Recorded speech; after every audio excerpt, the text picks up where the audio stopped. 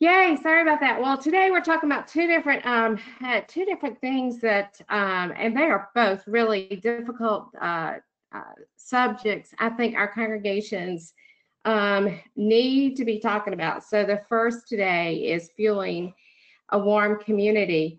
And certainly I have the picture of a fire pit and people hanging out.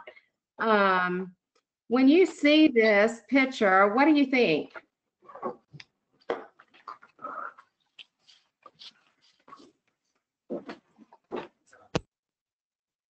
What does this make you feel like? What does this picture make you feel like?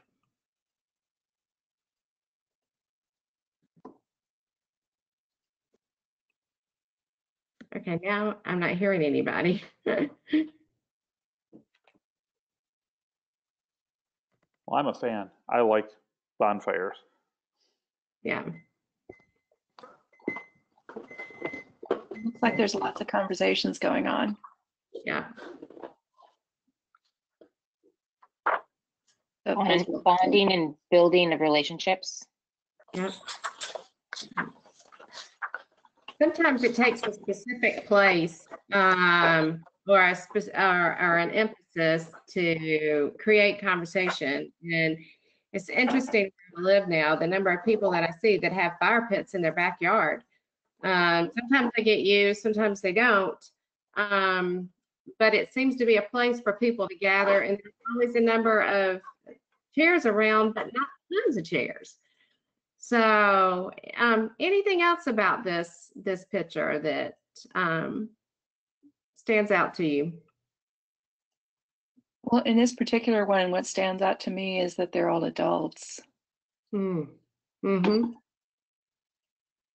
So there's people missing. Yeah, I think so. Yeah.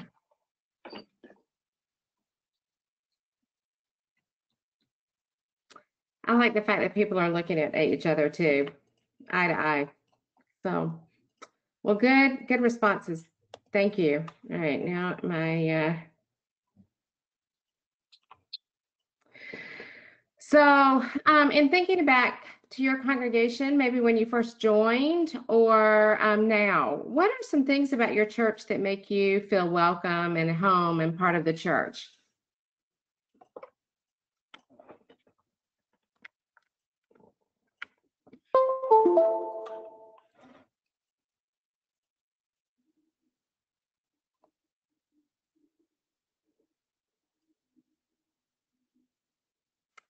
I know for me, when we joined Lord of Life Lutheran, the Kyrie eleison that they sang, and it's the one Kyrie eleison on the world and on our, or whatever it is, on our way.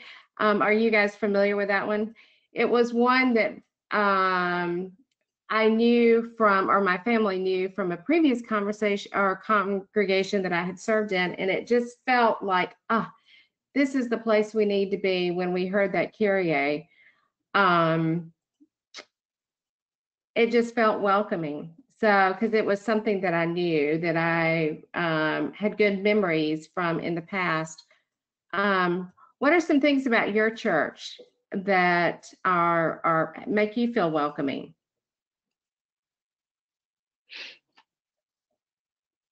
Well, for me, I love when I walk into the fellowship hall between services.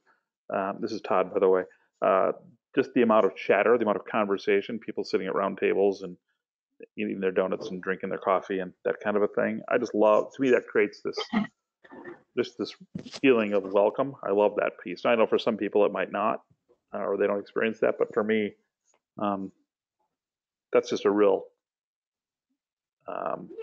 connecting kind of a thing for me. Mm-hmm. Seeing familiar faces and the chatter going on. Anyone else? When it was still very new, just having people come up and introduce themselves and ask me about myself. But I'm not an introvert, and so that wasn't threatening.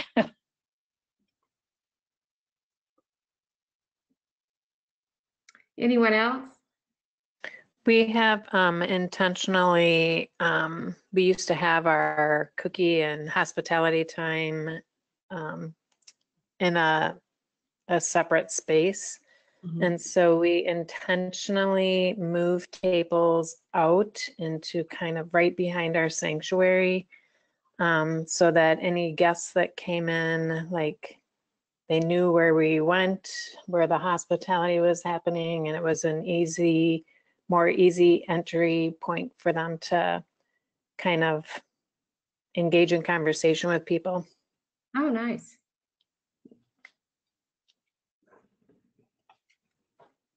What about people? Is there one person that in your congregation that models warmth, that has made you feel welcome when you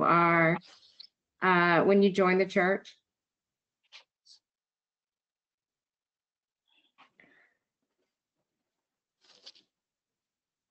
I know for me, growing up as a young person, there was a guy named Mr. Garner, and Rudon Garner was his name. And he was just a member of the congregation, but every Sunday morning he would tell me, from a little girl up until I graduated from high school, Rachel, you were absolutely beautiful today. And not in a weird way, but just in an affirming way, especially on those days when I was a teenager and a middle schooler and I felt unbeautiful. Mr. Garner always just brightened my day and made me smile. And then there was another gentleman in the church who had disabilities, but he knew my name and he always welcomed me every time I walked into the front door. And I think back, I mean, there are certainly a lot of other people in the congregation that I grew up in that modeled warmth, but these two today, just for some reason, I remember vividly, and their remarks to me and their, and how they treated me as a kid, How about you? This is Deb. There was in my last congregation, actually, a gentleman who was 91 when he died of the coronavirus a couple months ago. But he was, his name was Joe, and nobody could walk into church without, if they were walking into the service that Joe was attending, they couldn't walk in the front door without Joe finding them either before or after worship, introducing himself, telling them he was glad that they were there. Never made them feel like, we're desperate for new members, but just made them feel very welcome. And it didn't matter how old they were or anything. He was one of those people that everyone in the congregation just loved so dearly because he was everyone's friend. Right. We have a guy at our church, and I noticed at one of our big events last year, he was sitting at a table. I don't know, he's probably close to 70, but he was sitting at a table with this really young family with young kids. And so later on, he came up to me and he said, I'm on a mission. I'm going to introduce myself to a new young family any chance I get, because I want to get to know these young families that are raising these young kids these days. And he remembers them, and he's just being really intentional about doing that. And I just said, we need to make more Mikes in this world who's so intentional about doing that. And it ended up being a family that lives next door to him, and he didn't even know, so it's pretty cool. Right.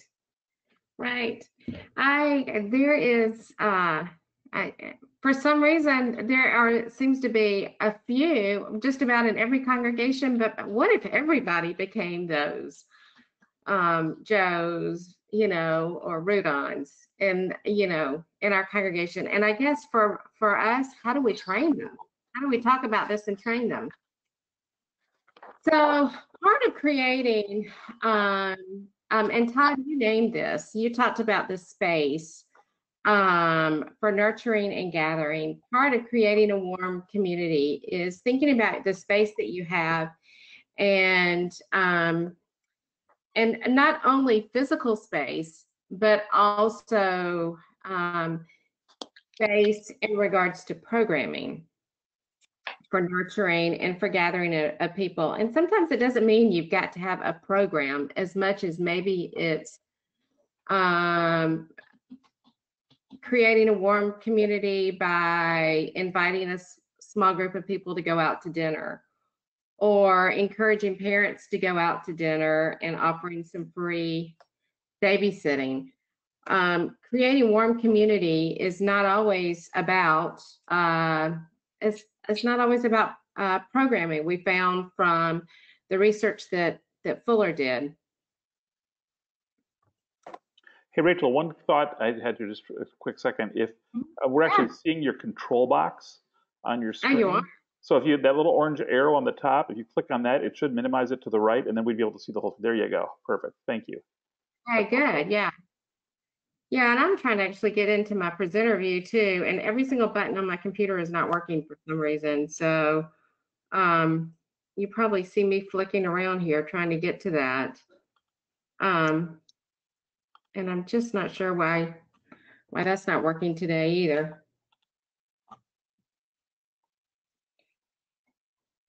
But we'll just keep on going.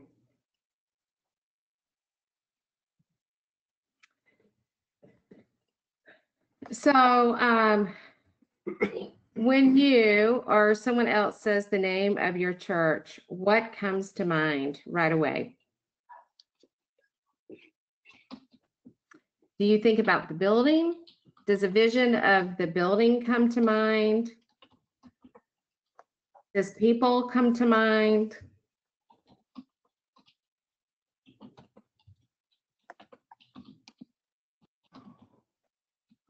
One of the things that we learned, that Fuller Institute learned, was that congregations where young people described a warm community, some of the words that they used were welcoming, hospitable, authentic, honest relationships, words that Fuller says means warmth. When young people were asked what their congregation looked like, and instead of describing a building or describing a worship service, they used these other words. They also found that meant that the congregation was growing and that there were young people involved in the congregation.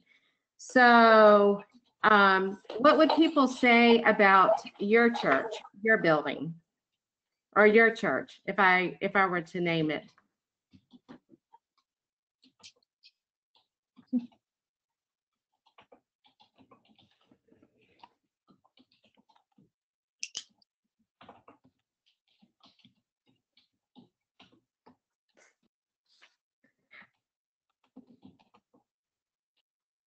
I don't know, but you've given me a really good idea for a discussion starter.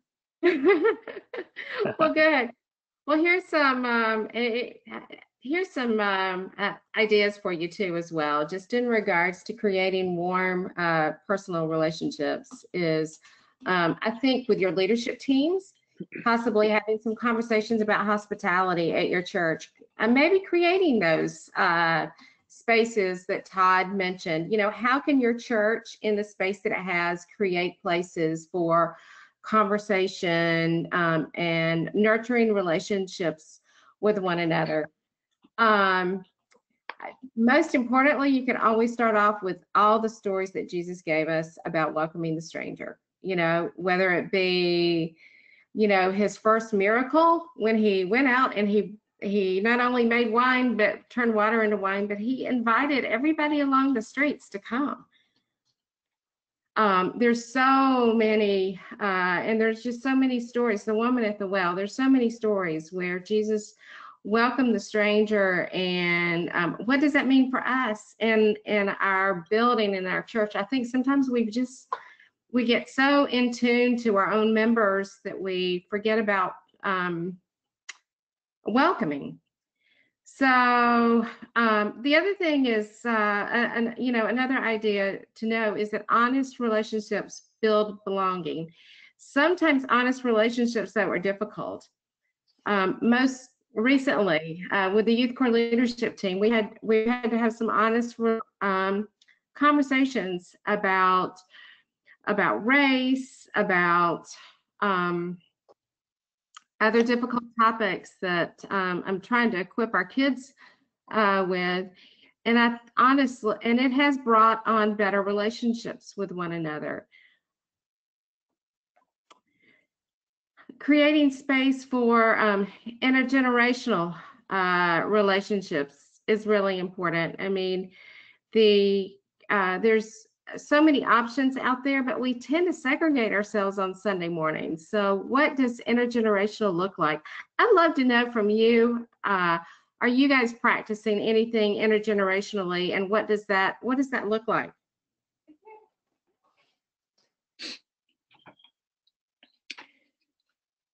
I'm in a new position, and there hasn't been a lot of intergenerational stuff that has happened at this congregation. And so, you know, that started. One thing is that the adult ed committee, which is kind of its own little animal, they did okay turning the fifth, anytime we have a fifth Sunday of the month, turning that into a service Sunday that's intergenerational. But I have found, and this isn't exclusive to this congregation, I have found there's a lot of resistance to that, especially from people like over the age of 50 or 55 who, you know, sometimes it's like, you know, I've been there, done that. This is my time. Mm-hmm. So it's growing. It's, you know, and I think people are getting used to it, but still, you know, they usually on God's Work Our Hands Day, there's just like a small group or two small groups that go out and do something. And when I proposed that we turn it into a total congregational event so that we can do a lot of things and involve families and all that, I got pushback on that too. And they said, well, the adult ed committee wants to have a speaker that Sunday, so you go ahead and do your thing, and we'll have our speaker. So that's, you know, that's, we came to an agreement that we would not create that conflict. And so we're moving our God's Work Our Hands Sunday to the end of summer before the adult education year starts. But it's just, it's something that I know is going to take some time. Yeah. And Yeah, so and just a little tweaks along the way. Well, and one thing I've learned, and this is I found the same thing in the last congregation that I served, that even the term intergenerational turns some people off. Sure, yeah. That I just don't even use that. I'm not even using that term anymore because people hear that and it's like, oh no, what are you going to make us do? Yep, yeah. You're going to force me to talk to a kid? Yeah. Well, they're okay talking to their kids, but you know, their kids are adults now, so. Yeah. I used to do a program. It was called AAA Adults, Circle A Training, AAA Adults, and I would speak to congregations and tell them every single one of you needs to be a AAA adult, authentic, affirming, and available. And that means on Sunday mornings when you see a kid run down the hall, you better ask them what they did in Sunday school. You know, you better tell them you're so happy that you know you're there today. So this concept of personal relationships in churches it's not new, but it's so hard for us sometimes to do. Although youth directors have been great at it over the years, we've been good at creating relational events and building relationships with family members. As a youth director, I would try and make sure every week I went to a couple of individual or youth in my congregation. I would either go to a play or to a concert, to a football game. We prioritize individuals well as youth directors and pastors, but sometimes we don't encourage our members to do that. And that's a bigger challenge for us. Something else to know too is that peer relationships are important, that teenagers do grow in their faith when they hang out with each other, when they do activities together. So friendships are super important. I've seen this over the years at relationships that have grown from camps, from different events, even from the youth gathering. Friendships have happened, and faith has grown. Another way of creating warm community and building up personal relationships is asking people to be part of the body of Christ by naming their gifts and sharing their gifts. And our young people, I can remember there is our young people have so many gifts to offer to the church. Those that are good at administration can organize a craft closet better than I ever could. If we look at the gifts, their musical abilities and their talents, I mean, they are much better singers, many of them, than those of us that are old trying to be cantors still. So using our young, or not, I don't want to say using, but using all the parts of the body of Christ and their gifts is what our congregations need to be using and to grow young. I'm gonna skip the beware for just a minute because I want to talk about newcomers ministry. What is that called in your congregation, and what do you do? How is it? How easy is it for a new person to get involved in your church?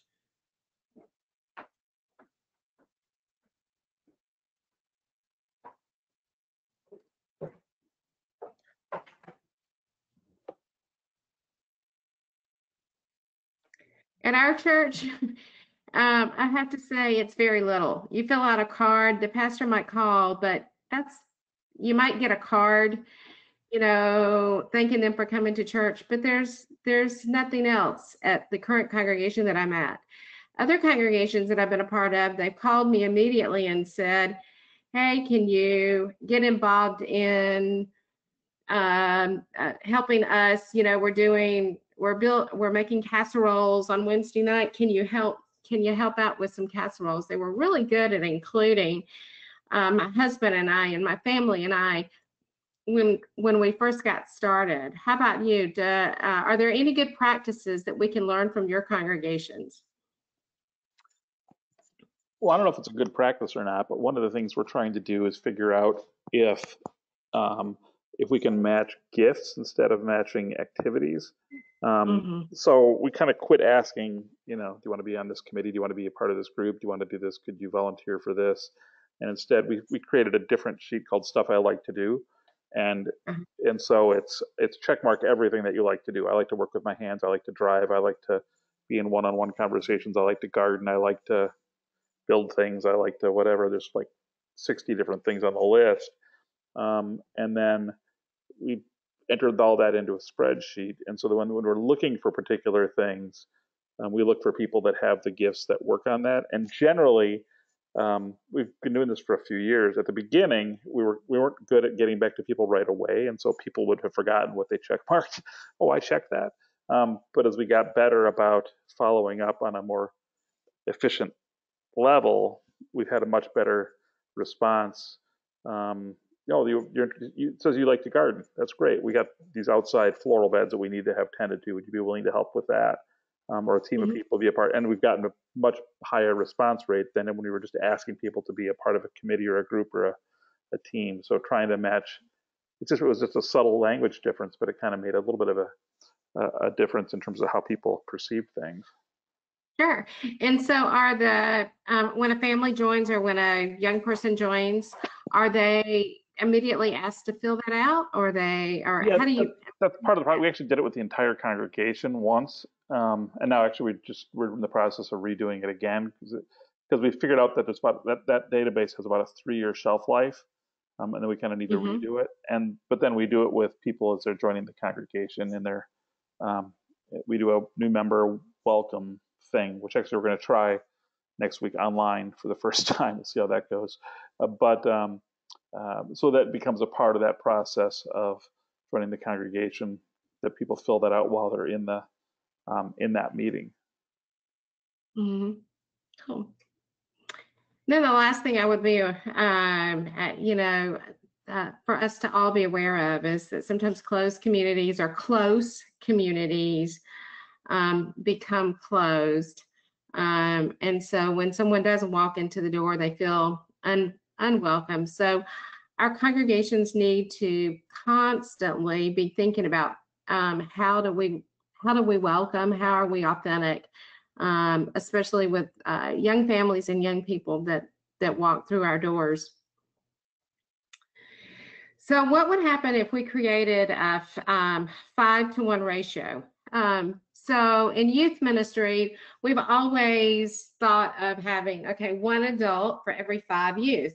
But what if we intentionally began to ask some adults to focus their attention and to give attention to one youth? And so 5 adults for every 1 youth. I wonder how that would change the congregation. Do you think that would work in your congregations and in your, or maybe you're already doing something like that? We have research both from Search as well as the ELCA Youth Ministry research project that we did about 20 years ago that says then it was 7 or 8 adults that are involved in a young person's life will help them grow their faith and help them stay connected with the church. Fuller has lowered that number to 5. I still think the higher we go, the better we are. But this means making sure that a person, an adult, is checking in with a young person or with a family and shows concern for them.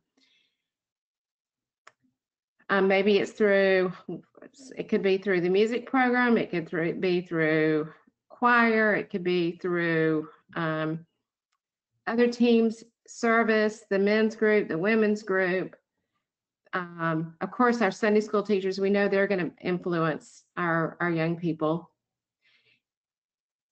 But what are other folks in the congregation, particularly our seniors and those that, like you mentioned earlier, that are over 50, how can they impact a young person's life and be involved in their faith journey?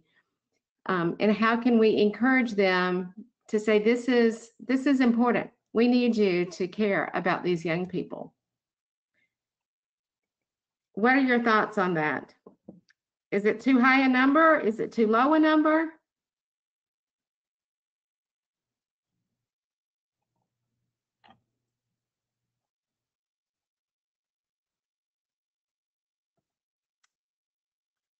I don't think it's so much that 5 is too high or too low.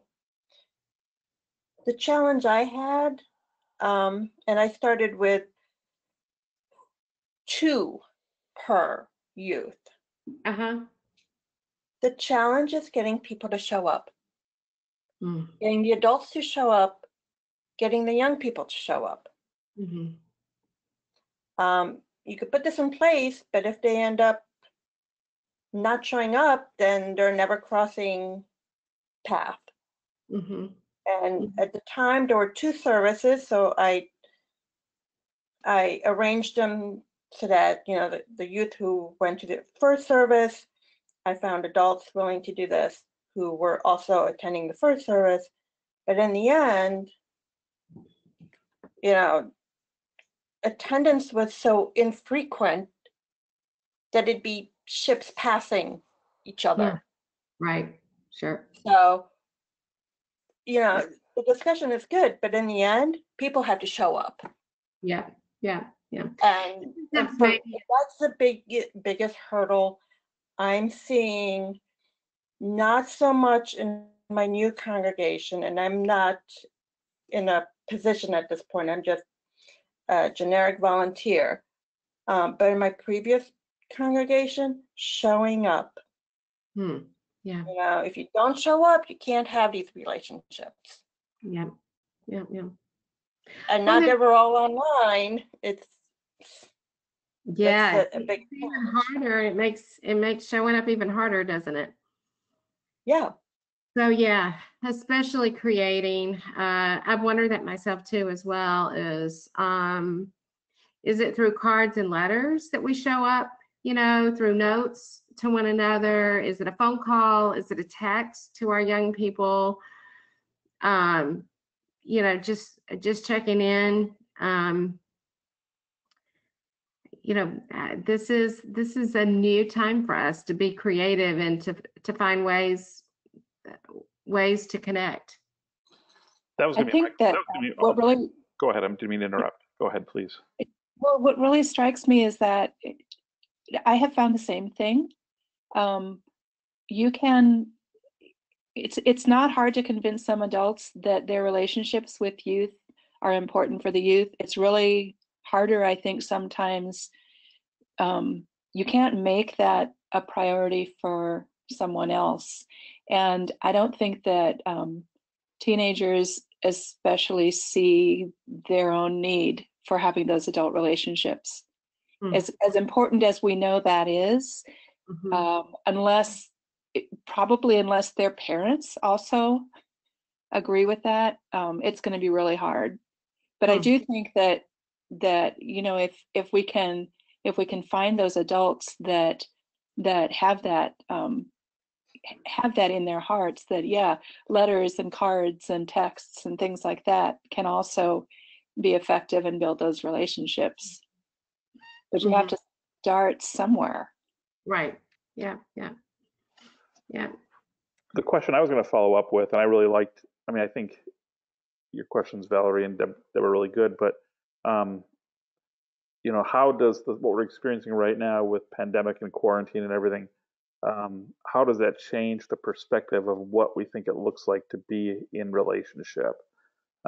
Or another way to phrase it, and a question I've been using a lot in my congregation right now is trying to figure out what does this make possible now that wasn't possible before.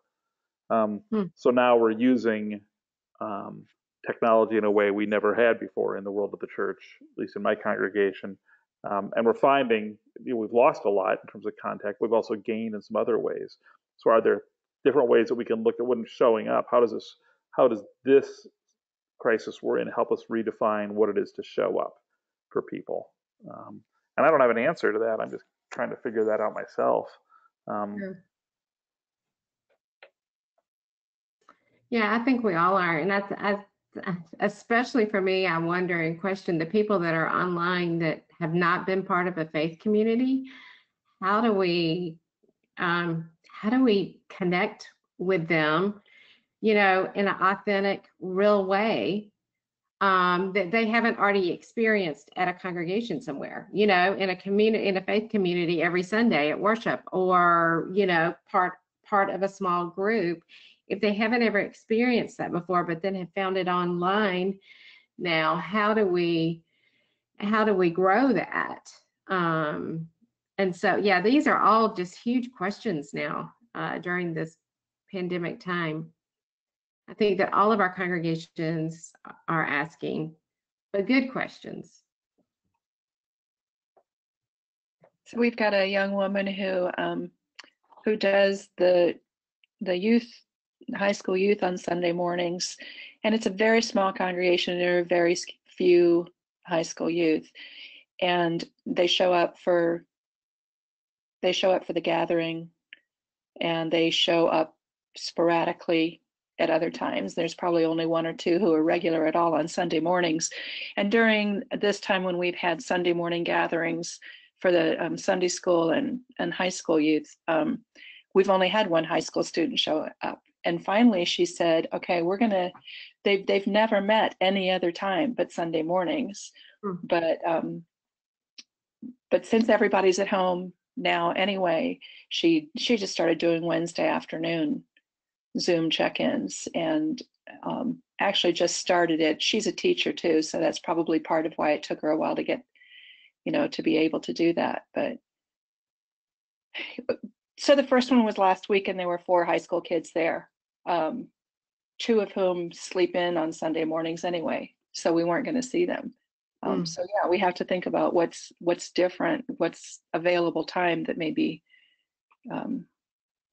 is more possible.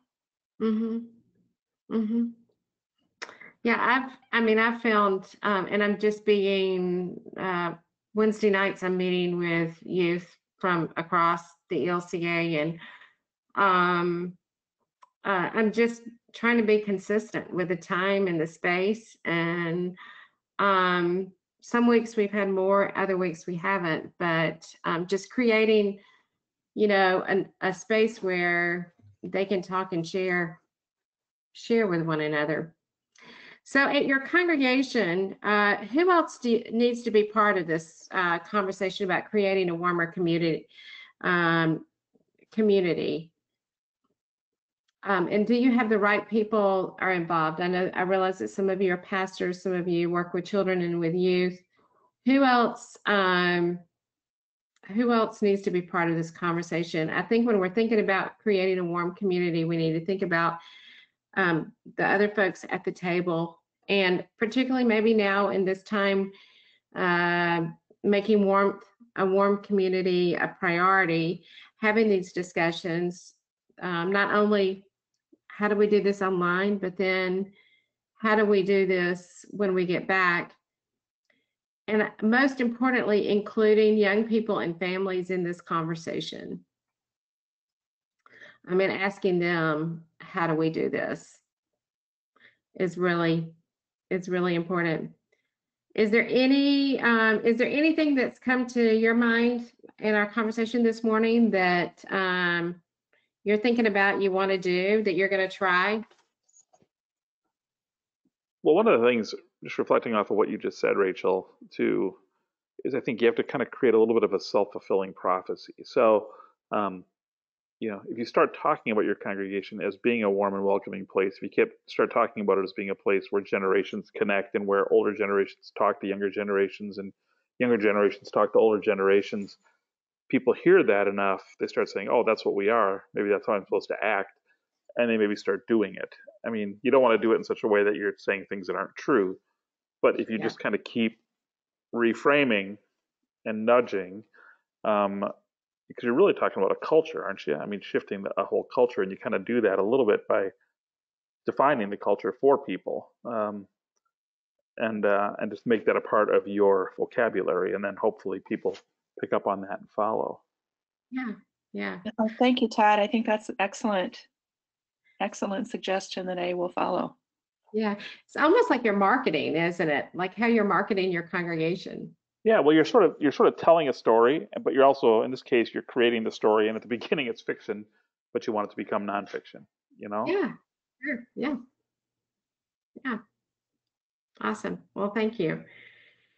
So the next chapter is prioritizing young people and families everywhere. And I was talking with Todd before we got on that this chapter is a stickler for me. Having worked in 3 congregations and a synod, and seeing where priorities of funding and resources go. Yet when we look at the statistics that Growing Young gave us, congregations that prioritize young people and families everywhere are growing.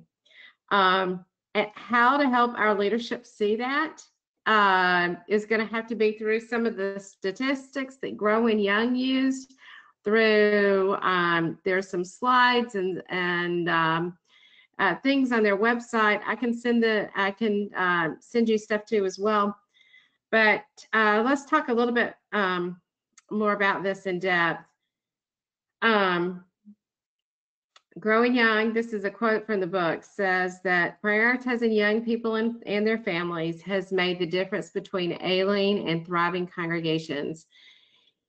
And we've talked about warmth and today, and we've talked about empathy, but this is really putting your money where your mouth is and your time where your mouth is. This is putting your time, your energy, your resources, and your attention to young people and to their families. And I realize that we're going to be short on time this morning, so I'm just going to run through these slides. The other thing that we found through Sticky Faith that Fuller did is that parents do matter. Parents' influence matters. So how we are equipping our parents to help their young people in their faith journey, as well as their parents in their faith journey, is really important. The other thing too is not only equipping parents for the good times, but also equipping them for the difficult times that are going to be happening in their lives. Like, for example, who would have known this pandemic was going to happen? But to help our parents, right now would be a great time to be helping our parents be with their kids at home, their struggles. I spoke with one of our young people recently, and lots of heated conversations are happening at home that this young person had never seen before, but because they're now stuck at home, they're having a hard time dealing with it. She said it was probably always happened. Maybe her parents argued at school. So helping our young people and our parents deal with difficult situations, certainly deaths, grief, loss. Right now, there's so many things. We tend to, these are all parts of growing in our faith that are important, but sometimes as a church, we don't focus on. So is there anything that your church is doing right now differently in regards to equipping parents that you've never done before?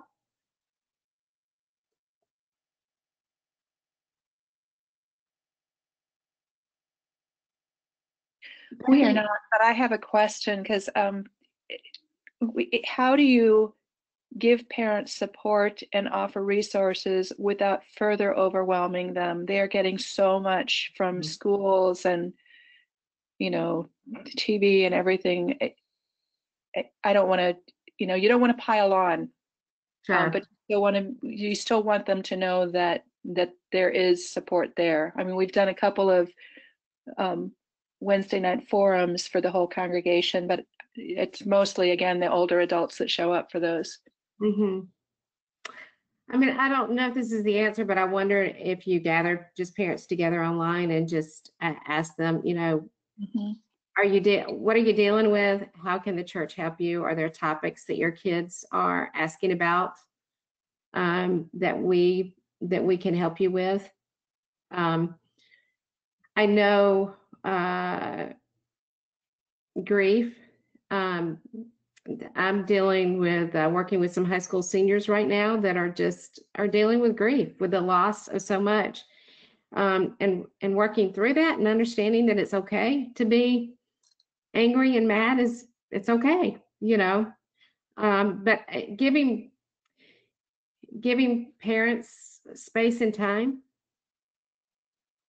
right now, and I don't know whether they would say yes to a conversation or not, but perhaps if there's a group online.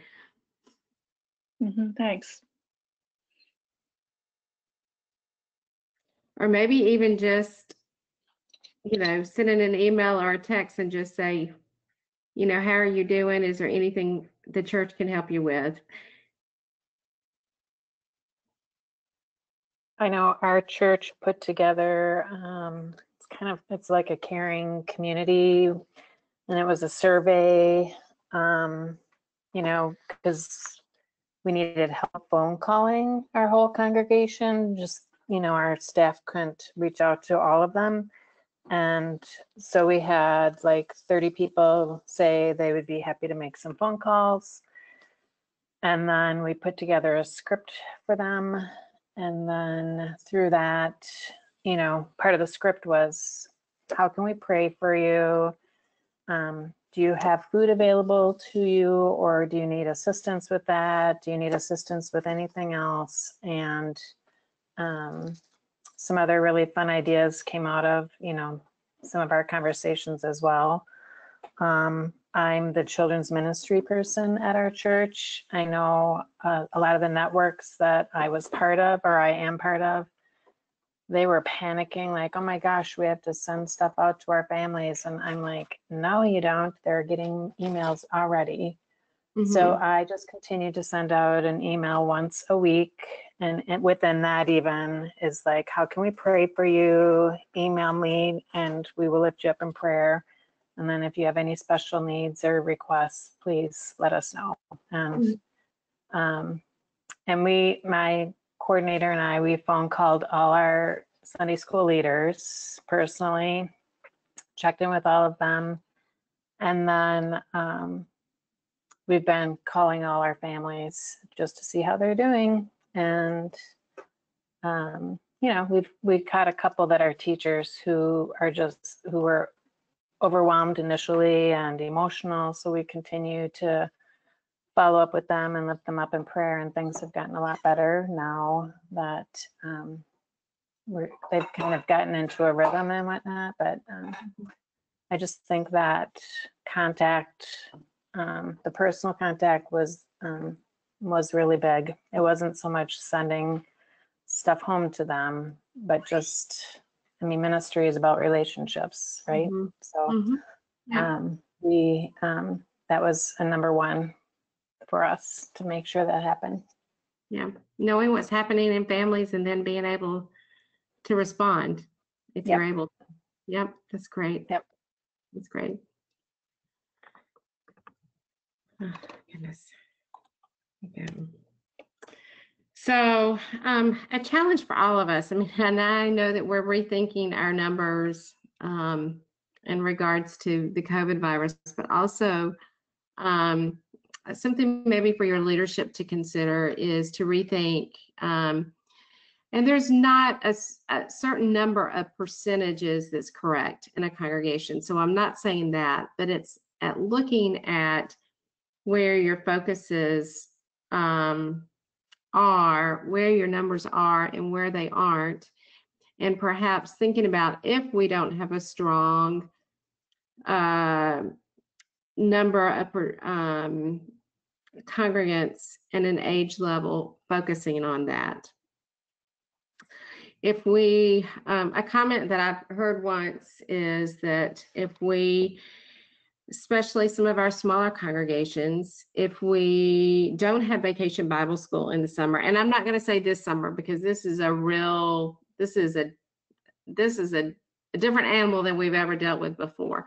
But if we choose not to have VBS because we don't have kids in our congregation, then what about the kids in the community? So if we focus on the kids in the community and VBS there, they will come if we encourage them, and we will grow our percentages in ages that aren't there. So getting our congregations to rethink their budget and their priorities, who's on your leadership teams and your committees, who's on the worship committee. Is there a young person under the age of 30 that's or maybe the worship committee needs to be led by people that are under the age of 30.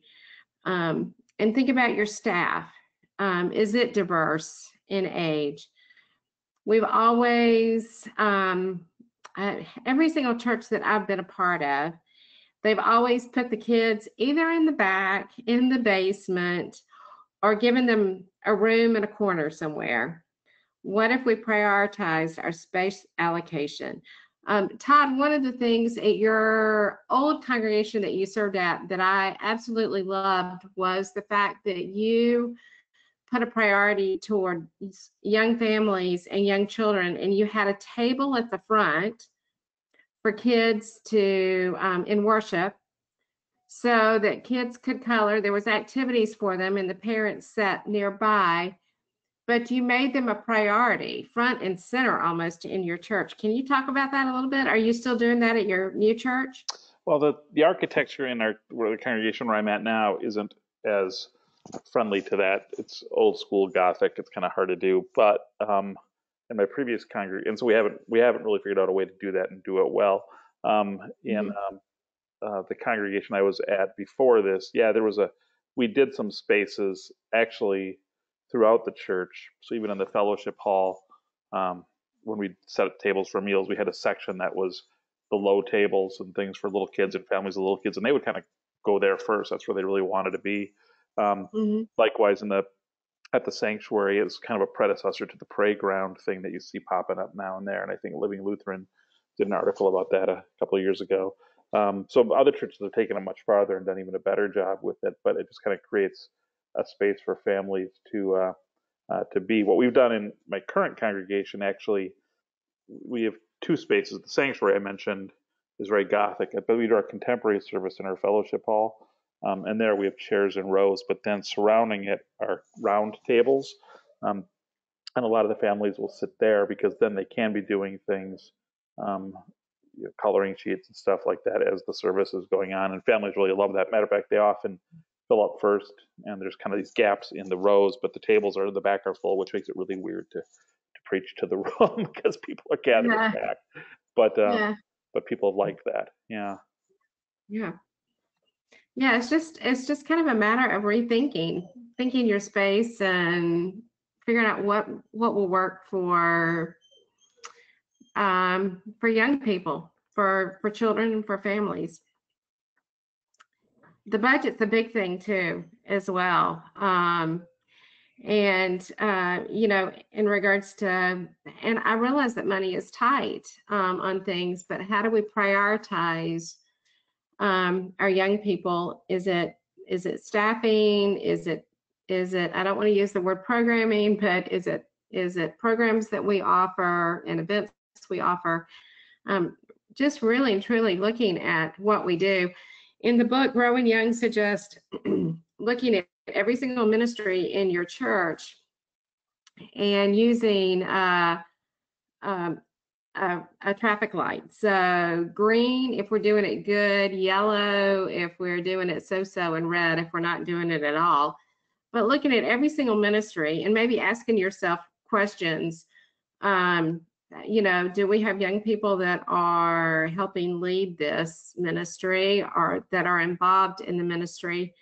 Or just is the start of some questions to ask to get this conversation going. Any thoughts?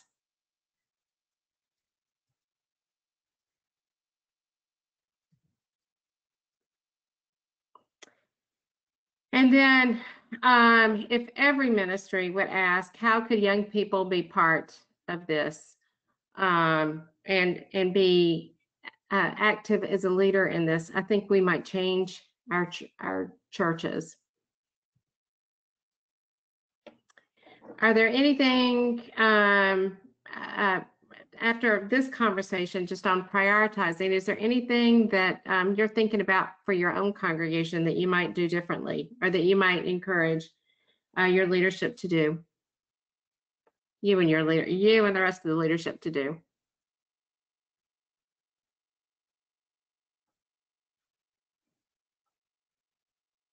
One thing I'm definitely hoping is that the council at least can be convinced to purchase and read this book. Good. Yeah. And just so you know, there is a on the Fuller website, on the Growing Young website, there is a document to help you guide the conversation along. So with questions that are extremely helpful just for starter questions. And we've hit 2 chapters every time we've met, which has been a little bit difficult because there's just so much to get through. There's so much data in there. But if you've got a week, not a week, but if you can spend time on 1 chapter at a time, I think the conversations will be a lot deeper. So the other thing too is don't try and focus on all 6 strategies, but choose one and do that well, and then begin to work on another. Well, so on June 9th, that will be our final session, and we will be having a special guest join us for that session, and then we'll talk about that last chapter and that last strategy. And so just continue to I continue to pray for you and stay well. I'm praying for you, for your congregations, for as you think about what it means to grow young, especially in this